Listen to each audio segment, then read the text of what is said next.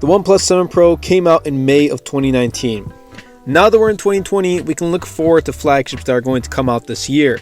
What is going on, everybody? Welcome back. MTG here with another episode, and today I'm here to talk to you guys about why I use the OnePlus 7 Pro in 2020. So without further delay, let's dive right in.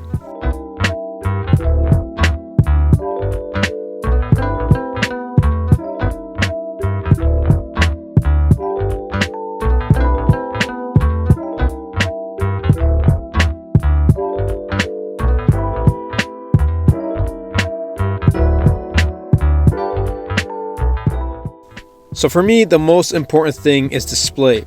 I use the 7 Pro mainly for its 90Hz and its AMOLED display. Colors are vibrant and clear, and man, that 90Hz, I just can't go back. It's that good. Seriously, if you think about it, the part of the phone you use and look at the most is the screen. So why shouldn't you want the best screen out there? Having a big phone with a large screen means it's also better for watching content and playing games, mainly because I'm always on YouTube, and now I got hooked on playing Call of Duty Mobile, and this is at least for me. You see the 90Hz difference, and even when you want to conserve battery and lower the refresh rate to 60Hz, it's seriously brutal. The one thing that might annoy some people is a slight curve on the 7 Pro. Now, I don't mind it that much anymore since I came from a Samsung Galaxy S8, but I would have rather preferred a flat panel over a curved one, like something like the Samsung Galaxy S10e. If that's something you don't like, then I would have definitely recommend this OnePlus 7T because that has a flat panel. I didn't talk about screen resolution, but the 7 Pro does have a Quad HD AMOLED display, which is super crisp. However, not everyone can tell by a glance the difference between Full HD and Quad HD, so I typically use my phone in Full HD. Regardless, it is an AMOLED screen, like I said in the beginning, which means colors are vibrant and the blacks truly stand out. In my opinion, I think that the 7 Pro had a better display than the Galaxy S10 and Note 10 from 2019. And you know what's even better? OnePlus just keeps on improving. They recently announced that their next flagship, which is expected to be called the OnePlus 8, is going to have a 120Hz display.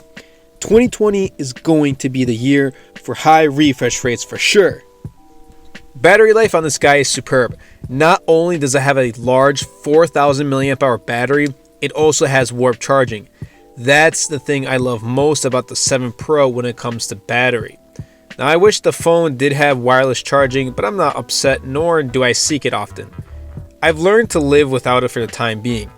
Warp charge is what I look for, not just in my phone, in my 7 Pro anymore, but literally everything else. I love not having to charge my phone at night anymore. All I do is put it in charge in the morning for about 30 minutes and I'm all set for the day. I typically go to sleep with about 20% since I am a heavy user, but once I do wake up and charge it for about half an hour, I'm back at around 70 to 80%. I typically never need to worry about battery. If I ever do, worst case scenario, like I said earlier, I just lower the screen resolution and refresh rate back down to 60Hz, which I absolutely cannot stand. Warp charge on the 7 Pro supports 30 watts of charging. The 7T also has warp charge as well. Now, rumors have it that the upcoming OnePlus 8 is going to have somewhere around 40 to 50 watts of fast charging. OnePlus used to be the flagship killer back in 2014 with the OnePlus One. And guess what? Price played a role in that name. Well, how about now? Well, it still does. I still believe that the OnePlus 7 Pro was a 2019 flagship killer and the all-around best smartphone in 2019. You gotta take into consideration because even MKBHD chose the 7 Pro as the MVP smartphone of 2019, and he used the phone as his daily driver for a pretty long time.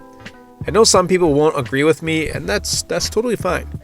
Price has gone up with OnePlus phones each year, but so has actual flagship phones. When the OnePlus One came out, flagship phones like the Galaxy S5 and the iPhone 6 were around $600 to $700.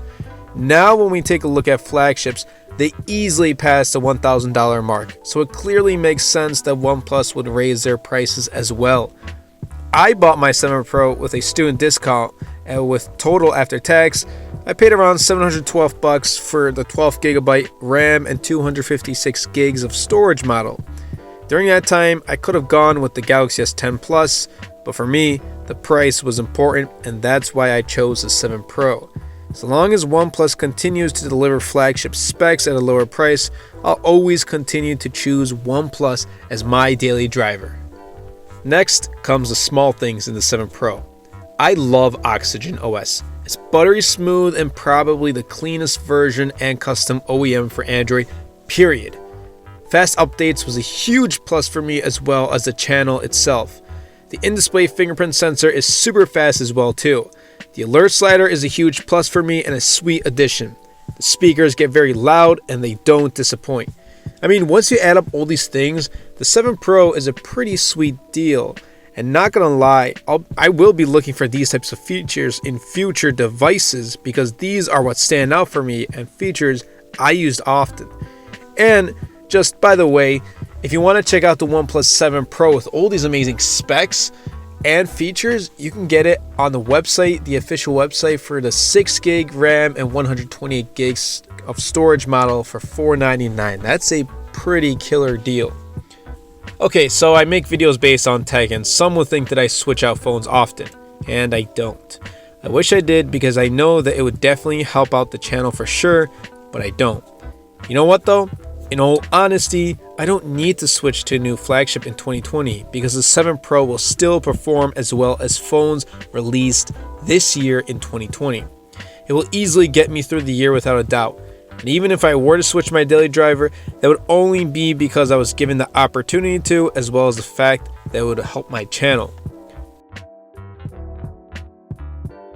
Anyway, everybody, I hope you guys did enjoy this video. If you did, be sure to superman that like button, comment down below, because with the more interactions we get on this video, not only helps the video and the channel, but also pushes the video out to more viewers.